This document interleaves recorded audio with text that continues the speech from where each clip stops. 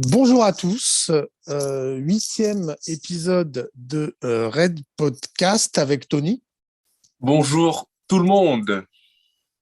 Alors, aujourd'hui, un thème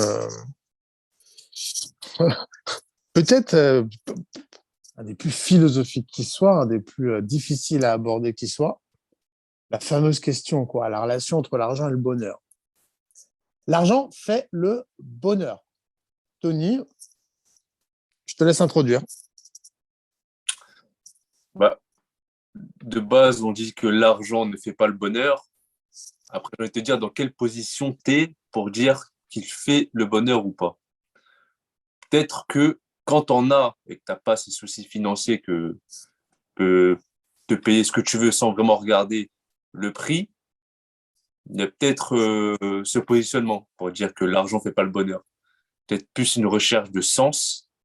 Alors que quand tu es pas du tout friqué et que tu regardes justement ce que tu payes, tu calcules tout, là on pourra dire ouais, mais non, en fait, l'argent fait le bonheur.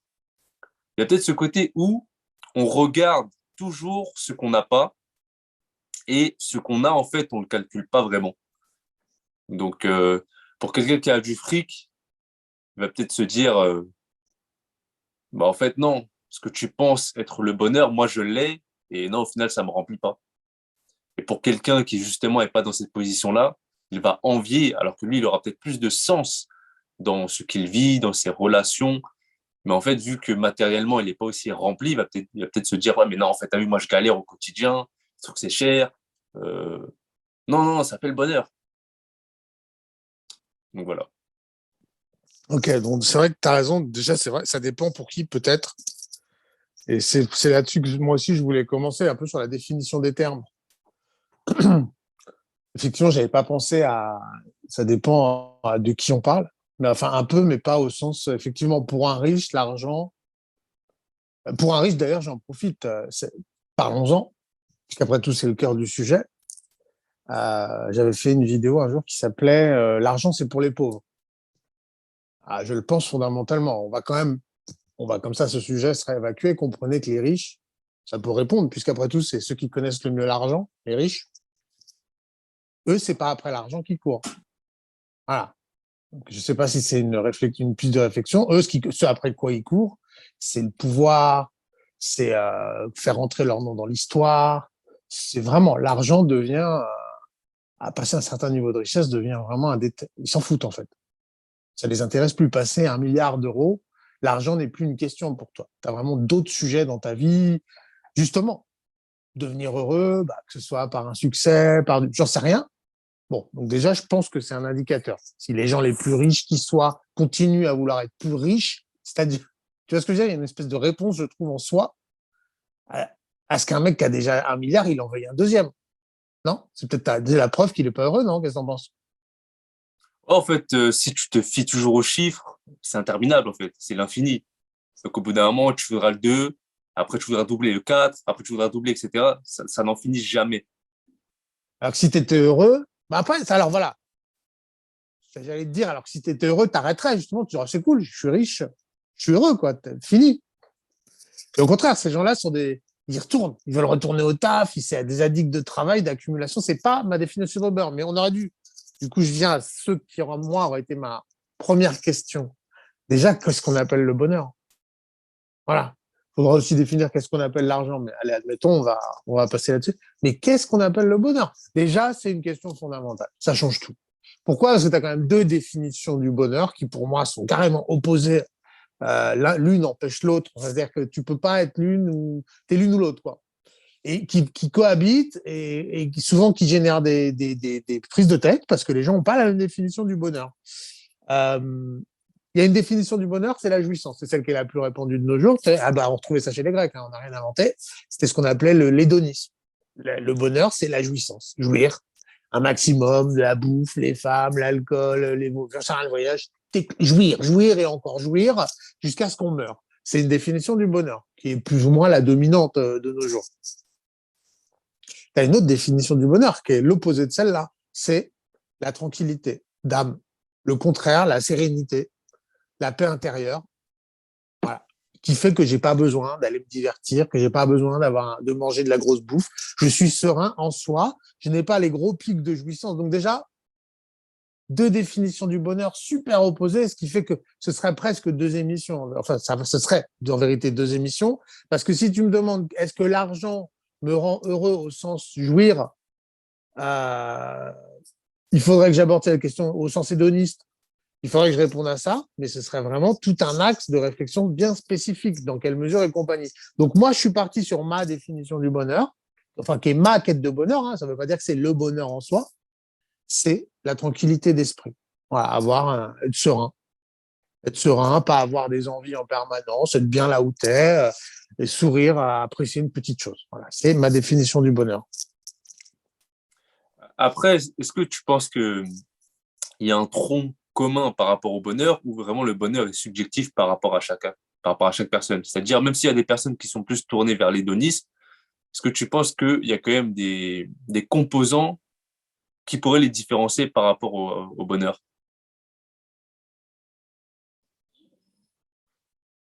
Est-ce que tu veux dire, est-ce que le bonheur a une forme d'universalité, c'est ça? Ouais, voilà. Est-ce que il est ressenti de la même manière par tout le monde? Ouais, ou même, est-ce que ce qui va te rendre heureux toi va forcément me rendre heureux moi, sans Ah, tomber dans ce que tu viens de décrire entre le stoïcisme et l'hédonisme, tu vois? si on est dans des natures proches, si tu es dans une nature stoïque, je pense que plus ou moins, on va se satisfaire des mêmes plaisirs. Un coucher de soleil, si on est dans le stoïcisme, un coucher de soleil, un verre d'eau, une rivière, je sais rien, des choses simples, je pense, les catégories de plaisir vont être plus ou moins les mêmes. Mais par contre, clairement, entre un hédoniste et un stoïcien, clairement, c'est complètement incompatible. C'est même opposé, en fait. Parce qu'en vérité, quand tu es dans la quête en permanence, quand tu es dans la sérénité d'esprit, c'est tout l'opposé. L'hédoniste, il est dans une agitation permanente. Pour quelque part, pour le stoïcien, le mec malheureux, c'est l'hédoniste. Vraiment, parce qu'il est en permanence dans une fuite en avant, rajouter des jouissances, ça lui apparaît comme une dinguerie. Et pour l'hédoniste, le stoïcien lui apparaît comme malheureux, parce qu'il voit quelqu'un qui est juste tranquille, dans une semi-misère, en fait, enfin, tu vois, qui n'a pas besoin d'objets supplémentaires. Il est convaincu que le mec il a pas plein d'argent. Du coup, s'il est là, en mode tranquille, posé sur sa chaise à regarder les oiseaux, c'est qu'il est malheureux. Et lui, ça le rendrait malheureux. Pour l'hédoniste, d'aller se poser, d'apprécier le calme de la forêt, d'apprécier, de lire un livre du 19e siècle qui n'est pas des effets spéciaux et compagnie, tu comprends? Lui, ça le rendrait malheureux. Et pour le stoïcien, la vie d'hédoniste le rendrait malheureux parce que lui, de se défoncer en permanence, d'être tout le temps la jouissance, c'est une fuite en avant. Il sent bien que ça répond pas à la tranquillité de son âme. Donc voilà. Est-ce que ça répond? Ouais, ouais, bah, clairement, c'est incompatible, en gros. Pour moi.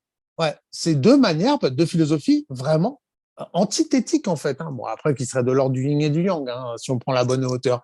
Mais néanmoins, c'est clairement deux relations au bonheur complètement incompatibles. L'une empêche l'autre. Tu choisis. Voilà. Donc voilà, je tenais à dire que voilà, moi je vais plutôt partir sur la définition du bonheur, tranquillité d'âme, stoïcienne, sérénité. Voilà. Euh, mais pour un truc un peu plus concret, ça c'est du concept, le bonheur c'est quoi? Comment il se voit? Toi dans ta tête, quand tu penses à quelqu'un d'heureux, tu penses à quoi? Si tu fermes les yeux et tu te dis, vas-y, donne-moi deux, trois exemples un peu différentes les unes des autres, de c'est quoi? De quelqu'un d'heureux. Tu penses à qui? À quoi? Où? Quand? Vraiment, en fait, maintenant que, tu sais, on me pose, je vais pas dire souvent cette question, mais quand on me pose cette question, est-ce que tu es heureux? Moi, je réponds toujours, euh, à partir du moment où tu réfléchis si tu l'es ou pas, c'est que tu ne l'es pas. Et que le bonheur, en fait, il n'y a pas vraiment à réfléchir, à le définir. Soit tu l'es et que tu es complètement dedans, que tu en oublies de mettre des mots, soit tu commences à réfléchir et que tu cherches un sens à peut-être, est-ce que ça te rend heureux? Est-ce qu'aujourd'hui je l'ai été? Est-ce que hier je l'ai été? C'est que tu l'es pas vraiment, tu vois. Et j'avais lu une citation en gros qui disait, le bonheur n'est plus vraiment le bonheur à partir du moment où ça devient un but. C'est-à-dire quand tu vises le bonheur, en vrai, tu ne l'es pas vraiment. Alors que si tu es juste là à profiter des choses, de vivre l'instant présent, peu importe dans ce que tu fais, que ce soit jouir d'un plaisir ou être là tranquillement, tant que tu es dedans à fond, en fait, bah, tu l'es, quoi. Et du coup, donne-moi des exemples, quelque chose que je puisse capter, quoi. Un exemple concret, une personnalité spécifique ou un exemple historique. Donne-moi un exemple de quelqu'un, voire plusieurs, ça m'aiderait, pour que je comprenne dans ta tête, quelqu'un d'heureux, c'est qui? Quand? Bah, par exemple, imaginons, toi et moi, on peut avoir une petite conversation et on va se taper des barres de ouf. On va rigoler comme des porcs. Ah, et tu sais, on va juste être là, profiter, ne pas penser à peu importe quoi, on va juste rigoler. Tu vois? Là, on est complètement ancré dans le bonheur. On ne se pose même pas la question, est-ce que je suis heureux ou pas? Non, on rigole, c'est tout. Ouais. Ben, j'aime bien cette définition. Je t'avoue que c'est un peu ce qui me veut. Si je m'étais dit, voilà, moi, pour moi, si je pense au bonheur et que je ferme les yeux, effectivement, j'ai pensé, en tout cas, à quelqu'un de souriant. Voilà. Quelqu'un de souriant, déjà. Du coup, je me suis dit, mais où est-ce que j'ai croisé des. J'ai réfléchi, c'est où que tu croises des gens souriants dans ta vie? Et moi, quand je ferme les yeux, il y a- c'est étonnant, mais il y a deux catégories de personnes qui me viennent quand je pense à des gens souriants. C'est vraiment mon histoire, d'accord? C'est d'une, les petits. J'ai vécu en Afrique, c'est les petits Africains. Voilà. Vraiment, en mode, même en général, l'ambiance dans une famille africaine traditionnelle, tout le monde se marre, il y a des sourires tout le temps, beaucoup, il n'y a pas que ça, hein, mais beaucoup, beaucoup, beaucoup. Et c'est un truc que je trouve terrible chez les Blancs. Euh, Ça rigole très peu. Très peu, ils sont longs, ils sont vraiment coincés.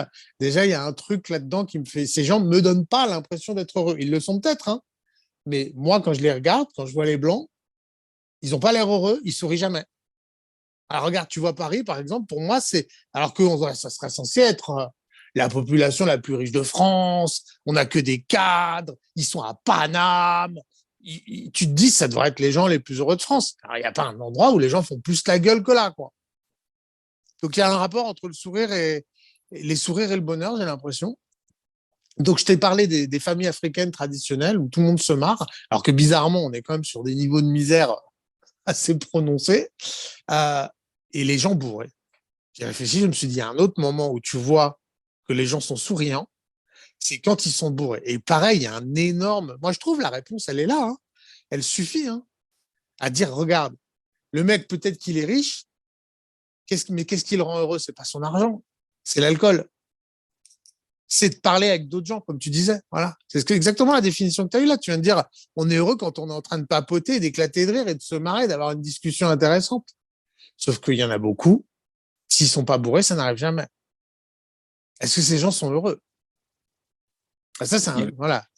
ils le sont artificiellement. Ils ont besoin d'une condition pour l'être à travers l'alcool. Mais tu sais, avant que tu dises tes deux exemples, j'étais sûr que tu allais me parler des enfants. Parce qu'en fait, moi-même, j'ai juste à me remémorer des souvenirs quand j'étais au bled. J'étais avec des gosses ou même tu sais, des adultes quand j'étais au bled. En fait, là, pour le coup, je voyais vraiment des gens qui étaient heureux, tu vois. Juste, tu les vois, ils rayonnent, ils dégagent une énergie et tu dis, ah ouais, ces gens, ils sont bien. Pourtant, dans les conditions matérielles, tu te dis, mais ouais, peut-être ils ont rien, c'est des pauvres. Mais en fait, tu les vois, ils en ont rien à foutre. Alors que nous, soi-disant, on a tout ce qu'on veut, on peut jouir de tout. Tu vois les gueules qu'on tire, laisse tomber. Et vraiment, pour le coup, à chaque fois que je pense à ces souvenirs-là, moi-même, ça me fait sourire, en fait. Tu vois, je peux être même ici, tout seul, ou même, voilà, je suis entouré de cons. J'ai juste à me remémorer mes souvenirs quand j'étais au bled, et hop, ça m'apaise direct. Ouais, je suis d'accord. Peut-être pour les gens qui n'ont pas pu vivre, voyager dans des pays pauvres, pour vous donner une idée, pensez à l'éclat de rire d'un enfant. Tu vois, si tu penses à l'éclat de rire d'un enfant, tu vois, vraiment avec le cœur, quoi, ce truc-là, cette énergie-là, voilà, tu le vois, ça fait du bien, en fait. C'est agréable. Tout le monde aime entendre un enfant éclater de rire. Et tu vois, ce serait ça aussi, c'est un bon indice pour comprendre c'est quoi le bonheur. Est-ce que de triche te permet de réatteindre un jour, tu sais, tous, on a été comme ça quand on était petits, à s'extasier devant notre première console de jeu, je sais pas, des conneries sur lesquelles t'es comme un ouf quand t'es petit, un dessin animé que tu vas absolument voir, t'es comme un ouf. Je sais pas, même un peu en vieillissant, ta première amoureuse, t'es comme un ouf. Bon, cette intensité que tu as dans la vie, on pourrait parler de bonheur à la limite. Et c'est là, et ben, tu te rends compte que les gens en vieillissant, ils ont besoin de drogue, d'alcool pour tenter de la réatteindre.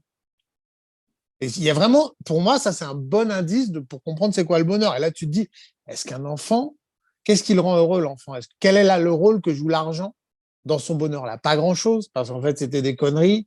Quand on t'offre ton premier jeu vidéo, toi, t'es convaincu que c'est un truc de ouf. Alors qu'en vrai, pour les gens qui te l'ont payé, c'est une brique, c'est vraiment peu, quoi. Donc, encore une fois, c'est bien la preuve que c'est ta relation à la vie beaucoup plus. Peut-être l'argent, il en faut, parce qu'à un moment, si tes parents t'ont fait un cadeau, il a bien fallu de l'argent pour te l'acheter. Mais néanmoins, c'est bien ta relation à l'objet, c'est la relation du petit à l'objet qui le fait avoir les yeux qui brillent. On a tous vu des vidéos d'un gamin qui déballe ses cadeaux de Noël. Oh, il a les yeux comme as. Mais c'est quand, toi, la dernière fois que tu as eu les yeux comme ça, face à la vie? C'est quand? Est-ce que c'est pas ça? Est-ce que c'est pas ça qui nous a rendus malheureux? Le jour où on a perdu notre regard d'enfant sur ce monde? Et là, du coup, à mon avis, ça résoudrait. Et ensuite, ton argent va te payer certes des choses, mais si tu as perdu ce regard, donc c'est ça, je répète, il n'y a même pas finalement l'argent joue assez peu de rôle là-dedans, parce que finalement, si tu as perdu ce regard sur la vie, celui de l'enfant, ébloui devant son jouet, à mon avis, quel que soit l'argent qu'on te donne, je ne suis pas sûr que tu sois heureux. Alors, c'est d'ailleurs, si tu penses bien, qu'est-ce qu'ils font les milliardaires? Quand tu t'achètes des yachts, des Ferrari avec des diamants, c'est quoi d'autre que les petits qui essaient de retrouver cette sensation d'avoir les yeux qui brillent devant son jouet? Qu'est-ce que c'est d'autre? C'est une espèce de fuite en avant. Si tu regardes les milliardaires, c'est l'impression qu'ils me donnent. Une fuite en avant pour aller rechercher ce plaisir, cette relation que tu avais à la vie de quand tu étais un petit. Encore une fois, je trouve que c'est un bon indice si on cherche la relation entre argent et bonheur. Tout à l'heure, tu m'as demandé quelle est l'image que tu as quand on parle de bonheur. Là, il y a une autre image qui me vient en tête. C'est un chien. Ouais. Souvent, les gens, ils font ça, ils regardent les chiens, ils font putain. J'ai souvent vu des TikTok. Moi, ça m'a jamais fait ça, mais j'ai souvent entendu des gens me dire lui, il est heureux. Lui, il est... Moi, j'y pense que je vois les vaches. J'ai compris, comme j'ai des vaches autour de chez moi. Et j'en ai une vraiment, elles sont devant chez moi. Il y a des moments, je peux les observer vraiment de très près pendant longtemps. Elles sont vraiment là, je suis chez moi, je les vois. Et j'ai compris en étant ici là, pourquoi la vache est un animal sacré chez les Indiens. Parce qu'il y a cette sérénité qui se dégage de la vache. Cette sérénité, je peux pas. Elle sent l'alignement avec la terre. J'ai compris pourquoi c'était un animal considéré comme une divinité. Elles ont cette espèce de. Mais tu vois, c'est du bonheur serein. Quand tu regardes une vache, un chien, c'est un peu plus énervé, un peu plus excité. Ouais, il va sauter sur toi, il va te paver dessus, il va te. Ouais. Mais du coup, là, tu sais, la question que je suis sûr, on a beaucoup, ils vont se poser, c'est dans des précédents épisodes, tu avais dit, ouais, les gars, faites du pognon, etc.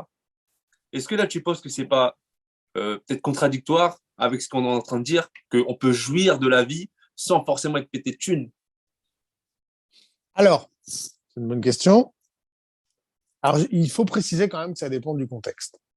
Il y a beaucoup de gens là qui peuvent être étonnés que je mette en avant l'argent. Ça peut être l'occasion d'y répondre. Le contexte a changé. Voilà. C'est important aussi. Ta question, l'argent fait le bonheur? Dans quel contexte? Okay, vraiment, dans quel contexte? Si tu es en prison, évidemment que l'argent fait le bonheur. Enfin, il est indispensable. L'argent, il va te payer de la bouffe meilleure, la télé, là, j'en sais rien ce que tu peux te payer en prison. Mais il me semble que quand tu es en prison et que tu as du fric, ça va, la vie est pas dégueu. Les mecs, ils vivent l'enfer quand tu es tout seul, tu n'as pas les moyens de te payer du shit. T'as pas une... OK? Donc ça dépend énormément. Alors que je me place à la meilleure époque, en plein milieu des 30 glorieuses, années 60, 70, allez, on va dire jusqu'à 80, à cette époque-là, quand tu as de l'argent partout, tout le monde a du fric dans les poches, on jette. Enfin, moi, je trouve que pour le coup, là, les hippies avaient la meilleure vie. Tu me places dans le contexte des années 70, 60-70, en pleine croissance, avec beaucoup de perspectives d'avenir.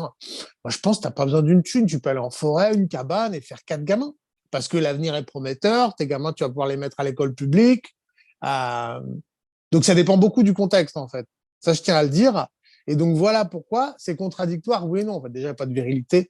Mais dans notre époque, en tout cas, parce que ça, c'est important. Moi, ça a joué énormément dans le fait que je sois là aujourd'hui à faire ce podcast, en fait. Les temps ont changé. On est rentré dans une époque extrêmement hostile. On est à l'eau. C'est devenu là, pour moi, on est dans une époque qui est plus proche du goulag ou de la prison. Parce que pour sortir de chez toi, tu es censé pouvoir payer 135 euros d'amende quasiment. Si tu voulais, enfin, il y a eu plein d'exemples récents où si tu avais du fric, tu pouvais te protéger de dingueries quand même. OK? Tu pouvais, bon, voilà, on va pas rentrer dans les détails pour pas s'attirer les foudres du robot, mais concrètement, ces dernières années, celui qui avait du fric, il a pu échapper quand on était tous enfermés chez nous. Les mecs se sont tirés au bout du monde, aux Maldives, ou je ne sais où, pour profiter de la vie. Donc, eux, ils n'étaient pas enfermés pendant que toi, tu étais enfermé chez toi comme un con. Faut que tu puisses te permettre de prendre celui qui voulait sortir sans masque. Il pouvait le faire parce que tu étais prêt à payer 135 euros d'amende. Tu comprends? On arrive, pour moi, il n'y a pas que ça, hein. Il y a l'inflation, il y a tout, en fait. On arrive dans une époque où l'argent devient une question de survie. Pour moi, ça a changé récemment. C'est pour ça que je commence à intégrer l'argent dans les éléments indispensables du bonheur. Parce que l'époque est hostile, parce que la vie coûte très cher. Parce qu'aujourd'hui, si tu veux te payer un appart, ça coûte une fortune. Je te dis, dans les années 70-80, t'achetais une baraque pour 50 000 balles, quoi. Pour 50 000 euros, probablement, tu avais une baraque en Île-de-France, un pavillon. OK.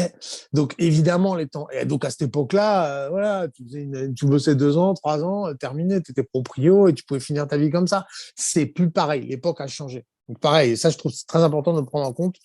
Ça dépend de l'époque. Voilà. Il n'y a pas de vérité universelle en la matière. Donc, non, je trouve pas ça. Oui, ça l'aurait été dans une période faste.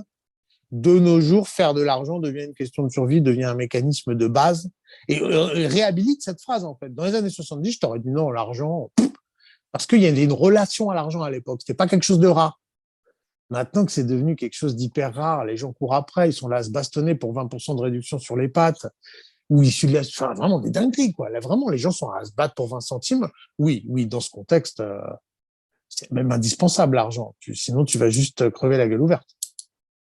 Ah, je suis d'accord, hein, je suis d'accord, parce que même moi, en fait, pendant des années, j'étais le premier à dire, ouais, vas-y, l'argent, c'est secondaire, nique sa race, c'est un peu, c'est très bien, etc.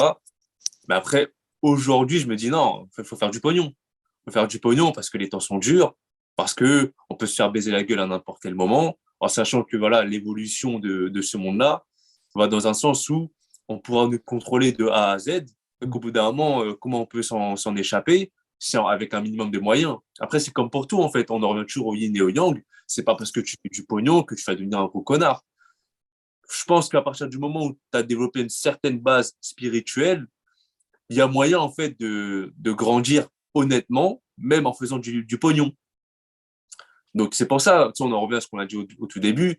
L'argent, ouais, c'est pour les pauvres, en fait. Quand tu es là à courir toujours derrière l'argent, mais dans quel but? Juste pour consommer, c'est quoi la fin, en fait? Alors que si c'est juste pour être tranquille et avoir une certaine liberté, bah voilà, c'est suffisant. Et je pense que les riches, tu vois, ils courent plus après cette liberté. Qu'est-ce qui permet d'avoir de la liberté aujourd'hui? Bah, c'est le pognon, en fait. Écoute, en tout cas, je pense que courir après la liberté. Alors là, bon, on va essayer de répondre à ça parce qu'en fait, c'est un bon angle d'attaque. Du coup, dans quelle mesure l'argent t'offre la liberté? C'est compliqué. Parce que la liberté, avant tout, elle est quand même dans la tête. Alors oui, l'argent, disons que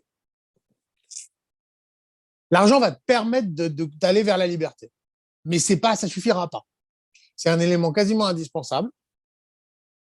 Par exemple, si demain tu voulais aller vivre en autonomie, tu as besoin d'argent.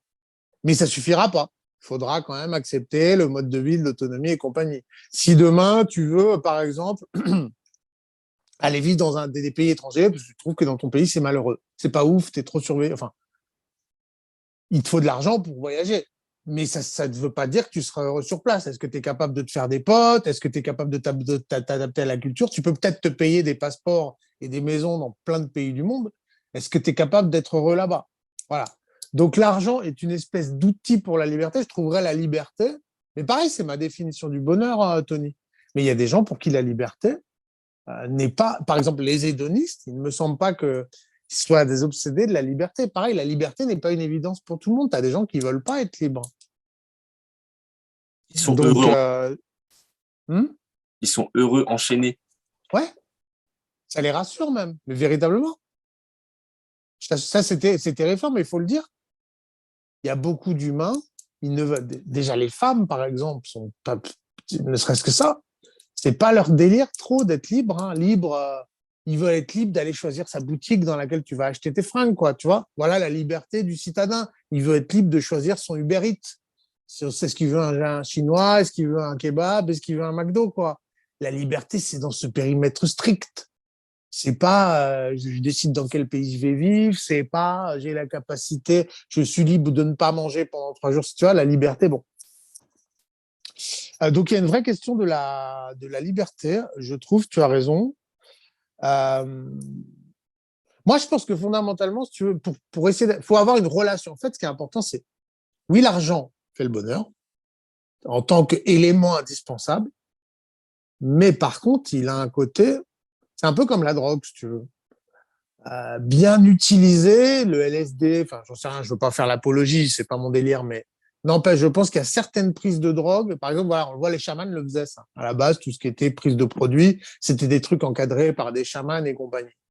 La prise de drogue à un moment spécifique, dans un cadre spécifique, utilisée d'une bonne manière, peut probablement t'ouvrir des perspectives immenses sur la vie. Même te soulager, tu vois, genre, bon.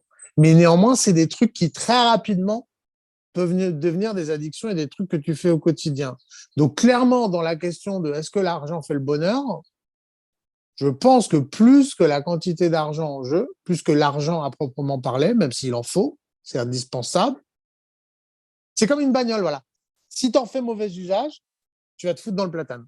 Et la plupart des gens sont plus ou moins, sont vraiment des mauvais pilotes, en fait. La plupart des gens, tu leur donnes de l'argent. Franchement, 9 personnes sur 10, tu leur donnes 10 millions d'euros. Ils finissent mal, c'est sûr. J'en suis sûr. Parce qu'ils ne sont Ouais, pas câblés pour assumer ça. ouais, je suis d'accord. En fait, c'est pour ça qu'on parle d'éducation financière. En fait, les gens, ils s'appuient juste sur un salaire et ils s'attachent à leur argent. Là où, pourquoi les riches le sont, c'est que ils pensent d'abord à l'investir, à le faire fructifier.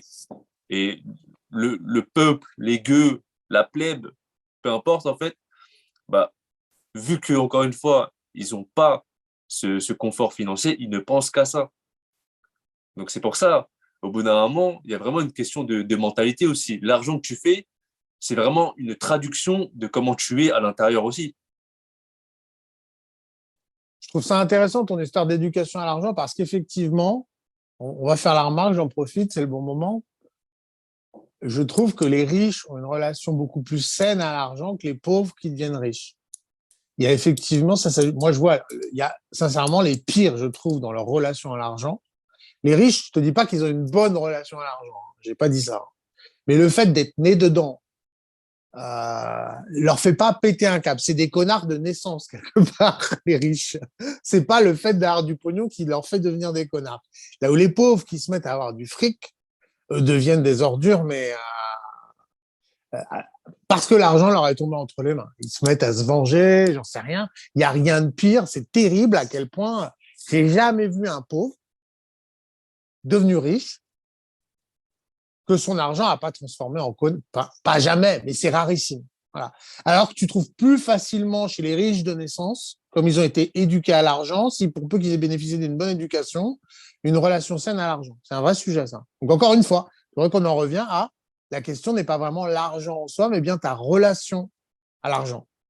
Vraiment, je pense que c'est la clé de cette question. Et c'est pour ça que moi, je travaillerai avant tout sur la philosophie, avant tout sur moi-même, être quelqu'un de solide, être quelqu'un qui a des valeurs, qui a des principes. Et comme je te disais, voilà, je pense que 9 personnes sur 10, tu leur donnes un gros tas de pognon, ils vont le flamber, ils vont faire de la merde. Ils vont faire du mal, ils vont s'autodétruire. Voilà ce qu'ils vont en faire, c'est tout ce qu'ils vont en faire. Il y a quelqu'un qui a dit ça, et j'en suis sûr, si demain, par exemple, tu répartissais tout l'argent du monde, tu remets tout à zéro, tu redonnes à tout le monde exactement, tu prends toute la richesse du monde, tu la divises entre tous les gens. Moi, je suis sûr, et il y en a beaucoup qui le disent, que tu reviens 3 mois après, tu as retrouvé les niveaux de richesse qui étaient valables au début, quoi. T'as rien remis à zéro. ils sont tous devenus les mêmes. Ceux qui étaient riches sont redevenus riches, plus ou moins, à quelques exceptions près. Tu vois, évidemment, ça va pas être complètement le cas, mais dans l'ensemble, je répète, c'est bien une relation à l'argent. Il y a plein de gens, ils ont une relation malsaine, et quel que soit l'argent que tu leur donnes, ça va même être potentiellement destructeur pour eux. Il y a qu'à voir le nombre de milliardaires. Quels sont le nombre de milliardaires qui font quelque chose de bien de leur argent, qu'on connaisse? On voit plein de mecs se payer des yachts, des putes, des dingueries. Mais il y a quoi? Si tu penses à des milliardaires qui font du bien, il y a qui? Il y a Elon Musk. Il y a qui d'autre? Et Ils encore sont de ce qu'il pas. nous montre et tout ça, mais on ne sait pas ce qu'il fait dans l'ombre. Bon, on va partir. Sinon, mais bon, en tout cas, il y en a pas beaucoup.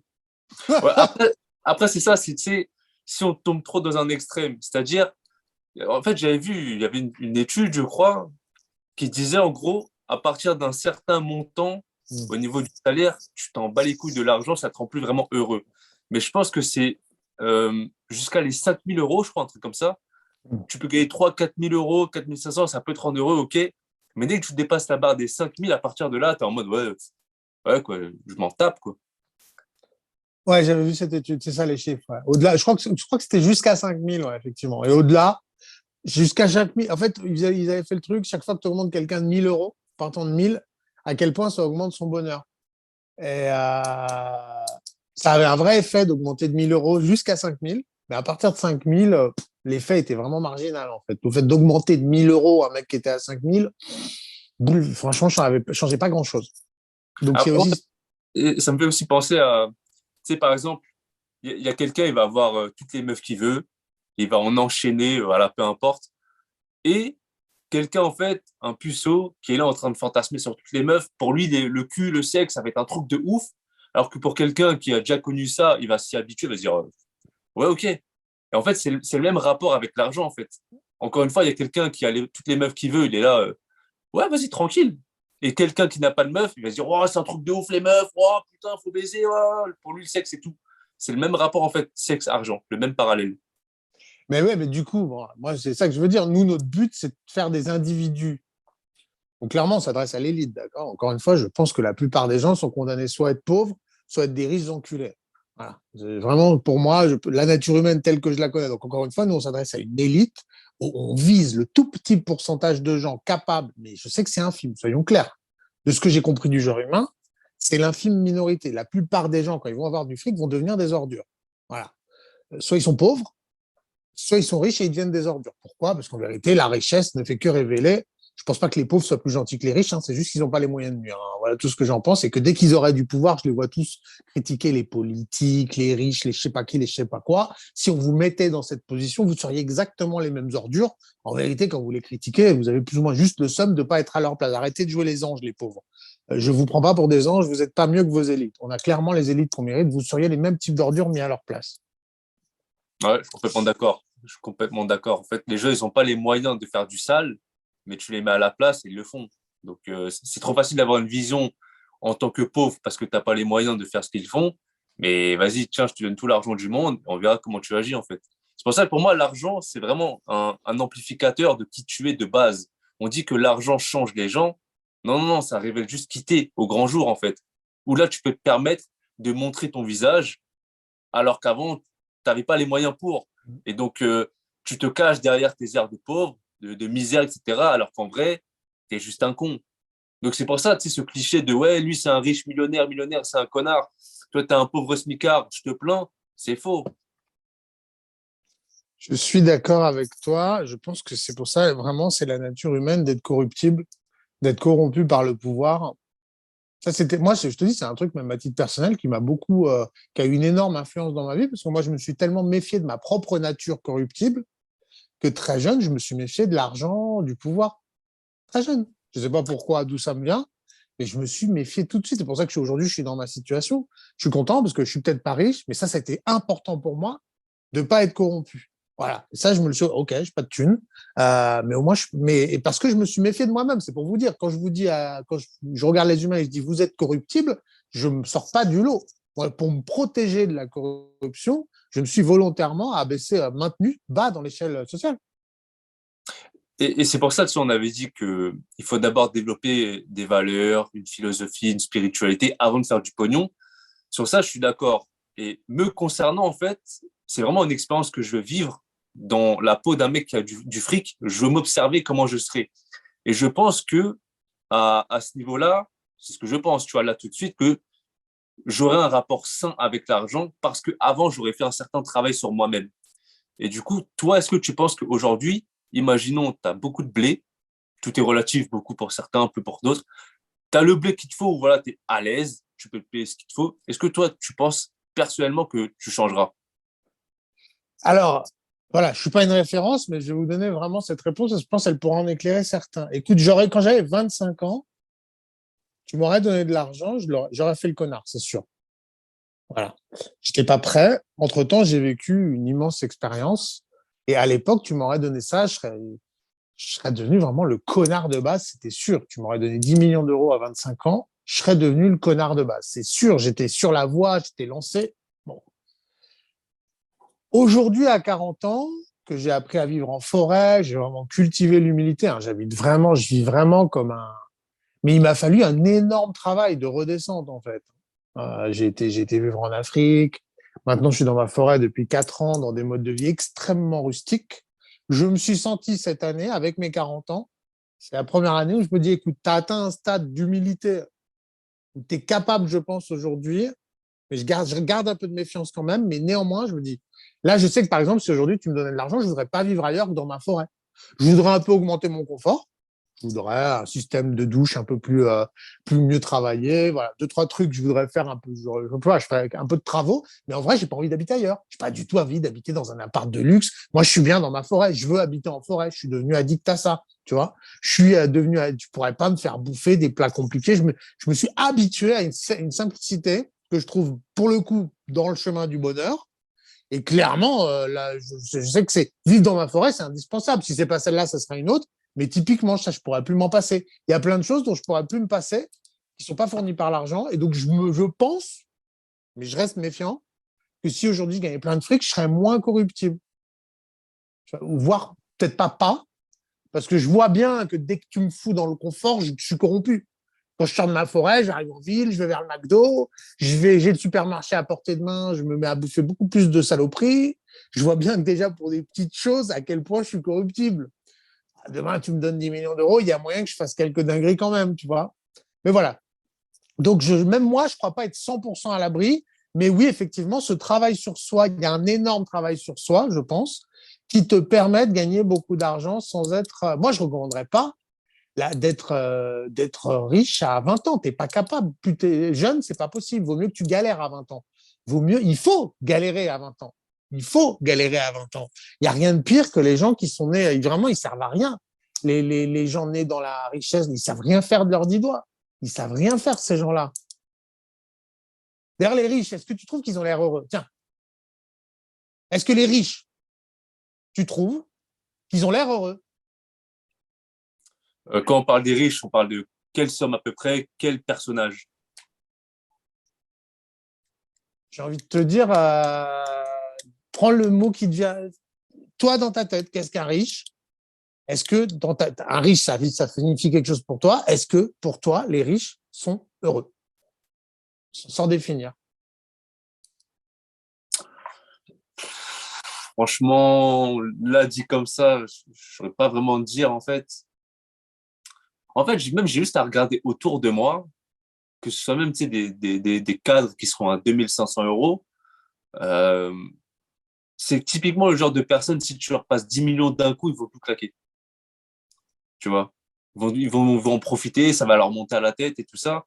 Donc, ils seront riches avec leurs 10 millions, mais au fond d'eux, il y aura toujours ce mal-être, ce besoin de compenser par du matériel, etc. Tu vois?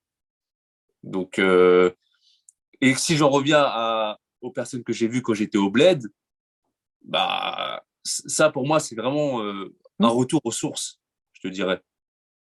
Pourtant, Ouais, matériellement, mais voilà. on est d'accord. Donc, tu n'as pas d'image dans ta tête d'un riche heureux.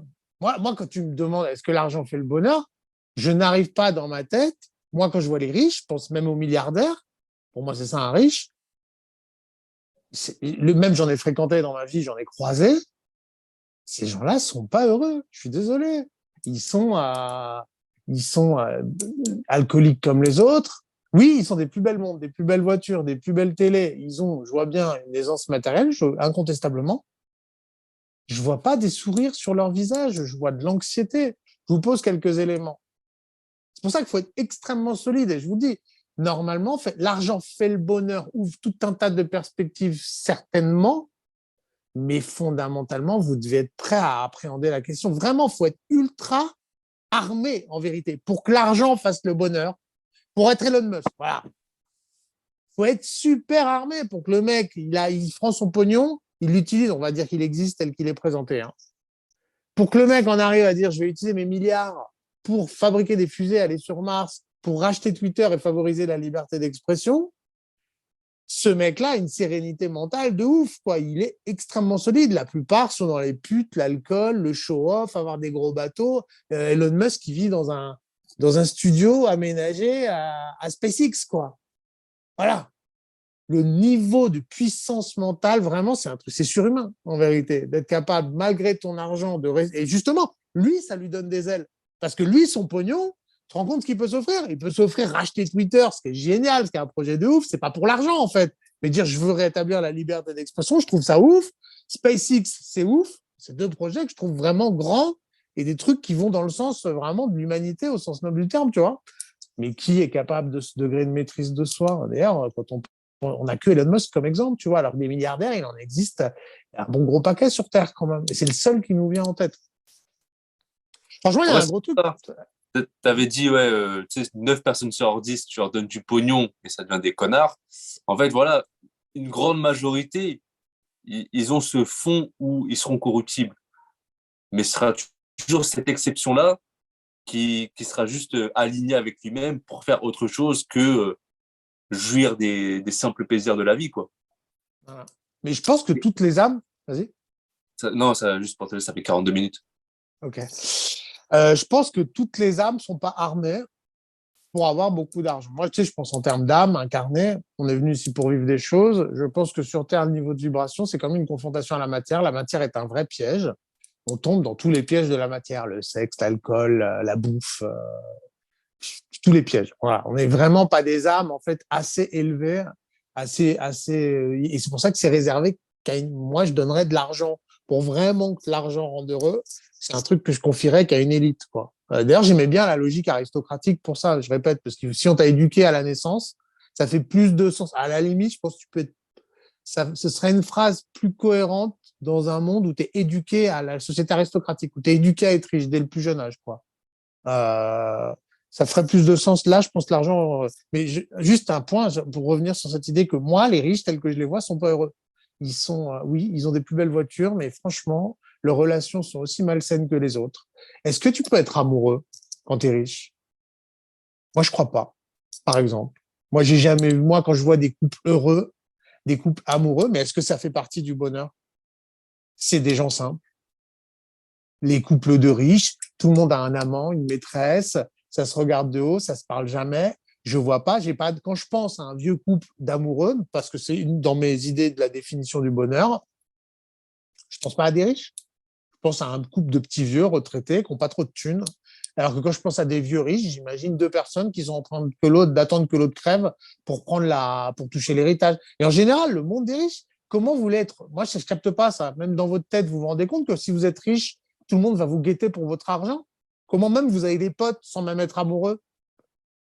C'est vraiment juste du bon sens. Ça ne veut pas dire soyez pas riche, je dis juste, mais comprenez qu'il y a une espèce de non-sens à imaginer que l'argent en soi, si tu n'es pas solidement organisé, si tu n'es pas solidement structuré, juste l'argent en soi, si tu n'es pas solide, je ne sais même pas comment tu fais, mais admettons, Elon Musk doit avoir réussi, voilà, peut-être, arriver à...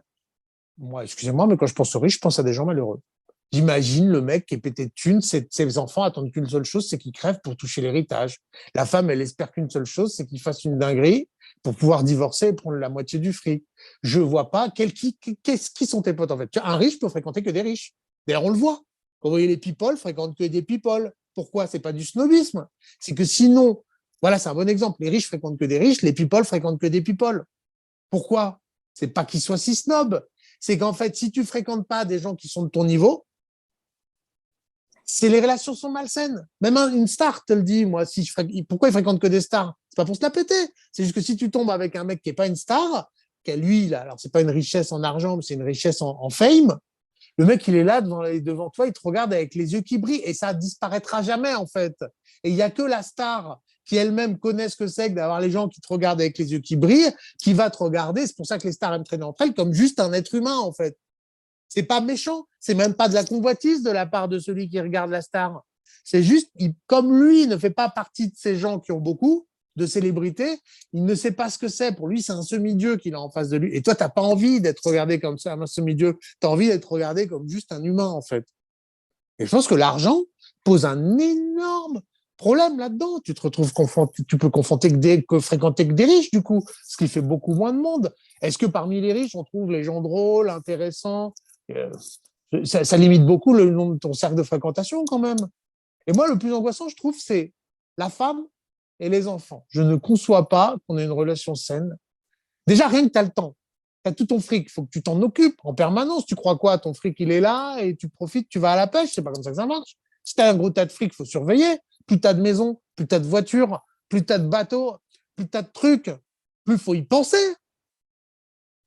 Faut engager des mecs pour s'en occuper. Et il y a telle bagnole qui est en panne. Alors, ok, t'embauches des mecs pour s'en occuper, mais il faut quand même s'occuper de ces mecs. Ok, si tu t'occupes pas de tes bagnoles et de tes bateaux et de tes maisons, mais au moins eux, il faut les embaucher, il faut jauger leur travail, ça te fait des trucs en plus. Donc je trouve qu'il y a un gros piège de l'argent qui est énorme. Typiquement ça, quoi. C'est censé t'offrir une forme de liberté. Moi, je trouve que ça te fournit du stress. Je répète, pour moi, mon idée du mec heureux, c'est le mec qui est là dans son potager, sa petite maison, il a sa petite routine, il n'est pas à penser à 50 000 trucs, il n'a pas à réfléchir à est-ce que Alfred a fait la vidange de la Ferrari. Putain, il y a Stéphane qui est pas venu à l'heure, du coup, le yacht n'a pas pu faire le plein ce matin. Ce genre de conséquences, il y a vraiment un côté, les choses que tu possèdes finissent par te posséder, tu vois. Ça, c'est une vraie pièce de la richesse. Donc, tu vois, il y a je trouve beaucoup d'écueils dans le monde des riches et que quand tu les as un peu connus, tu sais bien que ça leur pourrit la vie, objectivement. Tout ce que je viens de citer leur pourrit la vie. Les relations avec les autres sont plus ou moins malsaines. Euh, la relation, le fait de posséder plein de choses te met des tonnes de choses à penser. Et ce qui nous ramène à ce qu'on disait tout à l'heure, alors que les gens qui n'ont rien, les plus beaux sourires, moi je l'ai toujours vu sur des gens, sur les visages de gens qui n'ont rien. Parce que quelque part, ils n'ont rien à perdre, quoi. Voilà, et ils tombent amoureux sans problème. Quand tu es amoureux de quelqu'un, quand tu es pauvre, tu es juste amoureux, point, il n'y a aucun doute. La personne, elle n'est pas là pour ton pognon. Tes gamins, qu'est-ce qu'ils attendent de toi? Ils ne peuvent pas attendre ton héritage. Donc, ils attendent ton éducation, ta présence, des souvenirs. Il y a une espèce de facilité, même qui reste compliqué si tu n'as pas d'argent, mais tu vois, d'évidence dans la vie du pauvre, avec des relations simples, des relations saines. Quand ton pote, c'est ton pote, tu es vraiment avec lui parce que c'est ton pote, pas parce qu'il attend après de ton pognon. Il est là parce qu'il s'entend bien avec toi. Comment tu sais, quand tu es un riche, que tu as tous ces gens qui t'entourent, qui te font des compliments et des ronds de jambes? Mais qui est ton ami là-dedans? Mais personne, c'est sûr, personne, en fait. Tu passes ton temps à vivre entouré de hyènes. On va dire problème de riche, hein. Mais néanmoins, bon, moi, ça me fait pas rêver. Voilà. Et Ah, tu vois, Elon Musk, qui vit très simplement, lui, il a répondu à la question. c'est pour ça, en fait, il faut vraiment trouver cet équilibre, en fait, entre faire suffisamment d'argent pour te payer tout ce qui est nécessaire par rapport au logement, par rapport à la bouffe, et juste être serein par rapport à ça. Mais à partir du moment où tu es dans l'excès au niveau financier, comme les millionnaires ou les milliardaires, là, au bout d'un moment, en fait, c'est trop pour un humain, c'est trop pour une personne. Alors que quelqu'un qui galère vraiment, à contrario, qui est vraiment en mode il doit compter chaque centime tous les mois pour toutes les dépenses, là aussi, c'est l'autre extrême, en fait. Il faut vraiment trouver cet équilibre entre ce qui te convient, parce que tu vois, quelqu'un va gagner peut-être 2 000 euros, ça va lui convenir. Peut-être qu'une autre personne va chercher à gagner 4 000 euros, ça va pas lui convenir. En fait, ça dépend de chacun, mais il faut vraiment se trouver pourquoi tu veux gagner telle somme de pognon, en fait. Est-ce que c'est pour toi? Est-ce que c'est pour jouir encore plus de la vie? Est-ce que c'est pour mettre bien tes proches? Ça dépend. Je te prends, par exemple, tu vois qui c'est, Dan Bilzerian? Ouais. Bah, concrètement, ce mec-là, pour ceux qui ne connaissent pas, c'est un millionnaire qui s'affiche sur les réseaux sociaux. Il a tout. Il a la richesse, il a toutes les putes, il peut aller où il veut, il est toujours dans un yacht, dans un endroit ensoleillé, etc. Il avait fait une interview il n'y a pas très longtemps où il disait ouais, ouais j'ai tout ça, mais en vrai, voilà, quand ça me remplit pas vraiment, il me manque un truc. Pourtant, quand tu regardes en apparence, tu te dis mais qu'est-ce qui lui manque à lui? Il a tout. Il a tout. De comment il peut se plaindre? C'est pour ça, tu sais, les gens vont peut-être cracher sur des footballeurs qui vont toucher des millions, ou ils vont te dire ouais, il y a des footballeurs qui ont déjà dit ça, ouais, moi, voilà, j'ai déjà été en dépression, etc. Les gens sont là, les smicards, mais comment ça, lui, il est en dépression? C'est un millionnaire, il a tout. Et bien, ils ne peuvent pas comprendre, en fait, que son argent ne va pas lui acheter son bien-être. C'est ça, le truc. Complètement. Et donc, on en revient à ce que je dis. Et ce serait ça, en fait. Moi, je pense que l'argent peut faire le bonheur, mais vraiment, si tu es prêt mentalement. Et ça, c'est un énorme travail, en vérité. Que quand tu es né dans une famille riche, on te fournit à la naissance, pas génial, mais quand même, mais que tu n'as pas quand, dans les familles pauvres. Donc ça, vraiment, ce serait comme ça que je réponds. L'argent peut faire le bonheur, oui, vraiment. Un mec comme Elon Musk, je sais pas si on peut le qualifier d'heureux d'ailleurs, mais bon, au moins vit des rêves de dingue, quoi. Peut s'offrir ses rêves de dingue, mais parce qu'il était prêt mentalement. Donc voilà, je mettrais quand même cette condition indispensable. Faut que tu saches quel projet tu veux faire, qu'est-ce que tu veux en faire de cet argent. Moi, je sais qu'aujourd'hui, pareil, je te dis qu'à 40 ans, je pense que je pourrais devenir riche sans être corrompu, parce que je sais ce que je veux en faire de mon argent. C'est pas pour me payer des bagnoles, des putes. Moi, je veux ma femme, je veux m'offrir une jolie maison avec ma femme. Voilà. J'ai pas besoin de pute ni de quoi que ce soit, tu vois, je veux ma femme, je voudrais. Vraiment, j'ai pas des. Oui, l'argent m'offrirait des choses parce que je suis prêt. Parce qu'aujourd'hui, si tu me lâchais de la thune, j'irais pas faire en Thaïlande me taper des gamines, je sais pas quoi. Ça m'intéresse pas du tout, tu vois. Aujourd'hui, je veux une belle maison, je voudrais plein d'animaux. Enfin, voilà, j'ai des projets sains. Voilà ce que j'en ferais de mon argent aujourd'hui. Voilà, peut-être mettre à l'abri un peu ma famille, mais ça va pas plus loin que ça. C'est sûr qu'il y aura aucune dinguerie, en fait. Bon, je crois que c'est fondamental. Si on veut que l'argent fasse le bonheur. Et c'est pour ça, ça revient à ce qu'on dit depuis le début. On revient à notre triptyque, en fait, et on va conclure là-dessus. Esprit sain, corps sain, finances saines. Voilà. Là, on sait juste ça, un humain équilibré doit être sain. Encore une fois, réponse universelle à tous les trucs. Votre argent pourra vous être utile si par ailleurs vous avez un esprit sain et un corps sain. Parce que pareil, t'es richissime, mais il te manque tes jambes. À quoi ça te sert? Ou t'as pas. Bon. Donc, on revient à notre fameux triptyque. L'argent fait le bonheur s'il est en accord avec le reste. Si c'est que l'argent, moi, je pense, après, sauf si tu es dans un délire hédoniste, ça dépend des vies et des incarnations aussi. Mais l'argent tout seul, non. Voilà. Mais l'argent, par contre, pareil, je répète, juste à esprit sain, corps sain, mais pas d'argent, en 2022, parce que dans les années 70, ça n'aurait peut-être pas été le cas, comme je vous le disais, en 2022, si tu n'as que esprit sain, corps sain, tu vas être malheureux. Parce qu'on est dans un monde moyenâgeux où l'accumulation de grains devient indispensable. Je répète, ce n'était pas le cas dans les années 70.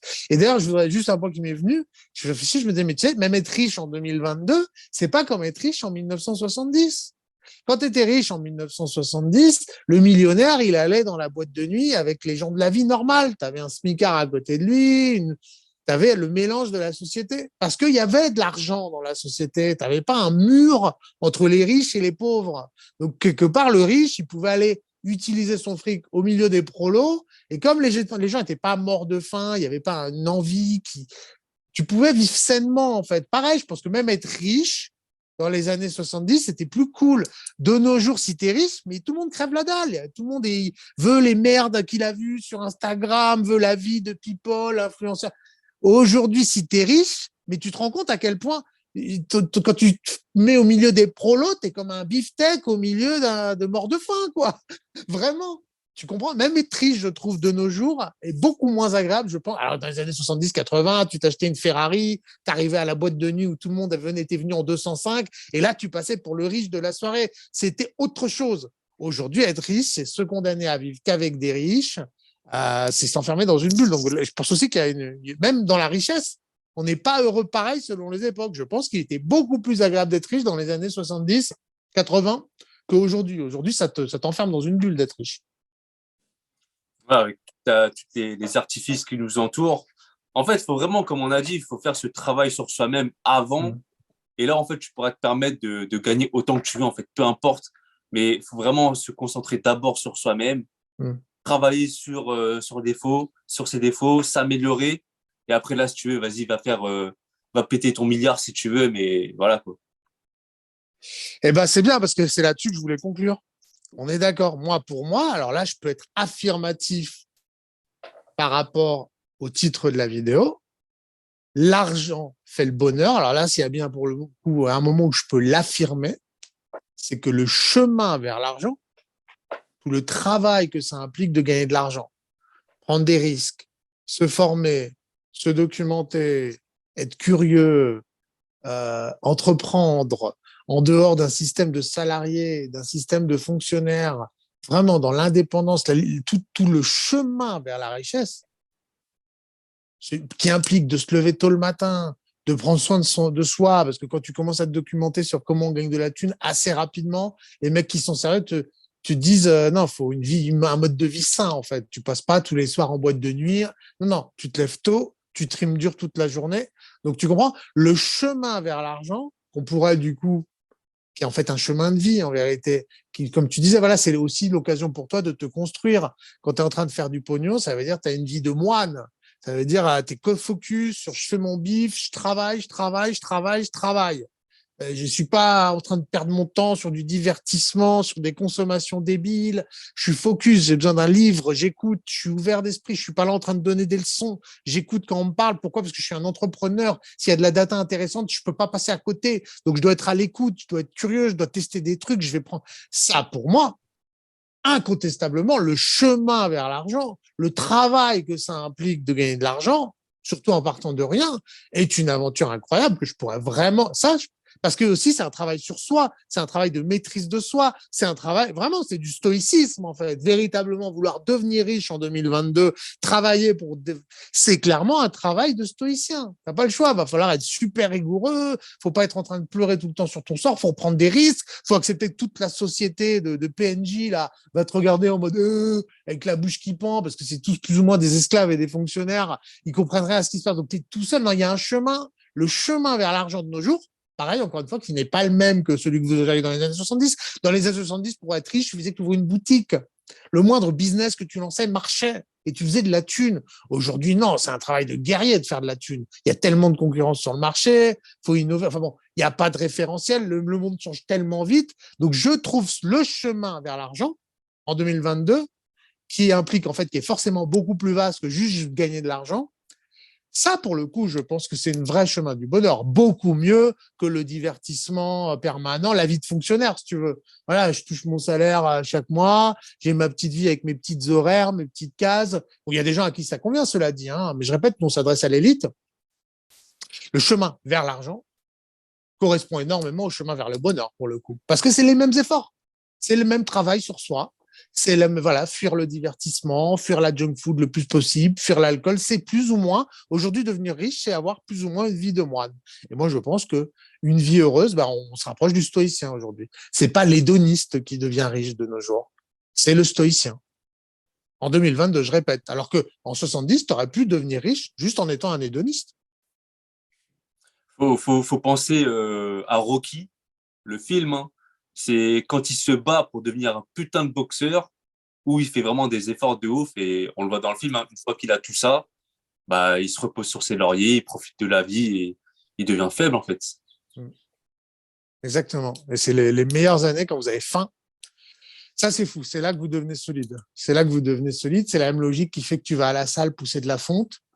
Donc, en fait, l'argent fait le bonheur. Voilà. C'est un des, oui, au sein du triptyque, esprit sain, corps sain, fils sain. En fait, l'argent fait le bonheur. C'est comme, ça revient à la vidéo sur la muscu. Où on aurait pu dire, est-ce que faire de la muscu donne un corps sain, quoi. Voilà. Bon, encore une fois, c'est un peu comme à l'époque, on disait, bah voilà, juste être musclé, ça sert pas à grand chose si t'as pas esprit sain, finance saine. C'est bien dans ce triptyque.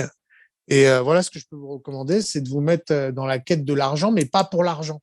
Apprécier l'effort, apprécier l'homme que vous devenez. Moi, c'est ça que j'aime, si tu veux. C'est pas la quête de l'argent. Moi, j'aime, par exemple, je suis en train de monter une boîte. Je fais du coup un gros travail sur moi de remise en question parce que c'est un travail quotidien, c'est un effort laborieux qui dure pendant des mois. Il faut une humilité incroyable. Et ben, j'ai peut-être pas encore gagné mon argent, mais j'ai déjà gagné beaucoup en maîtrise de moi. Ça m'a obligé, voilà.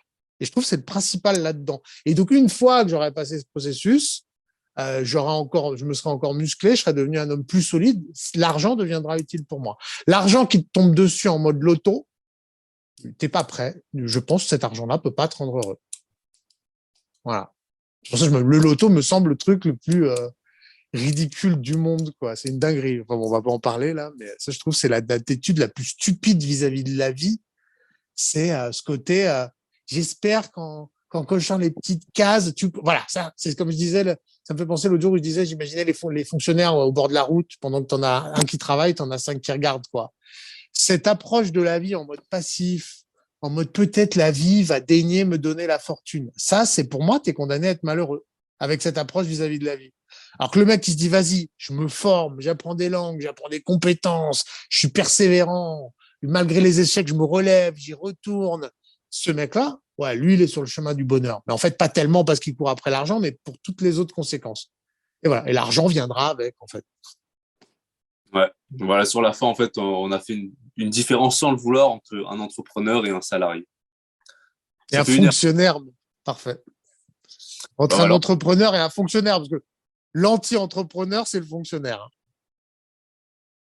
Ouais, c'est vraiment celui qui est en attente et qui se touche les couilles, hein, tout simplement, dans son confort, hein. Donc voilà, c'est une belle conclusion, je trouve, hein. Impeccable. Bon, bah, merci à tous. À la prochaine. À la prochaine.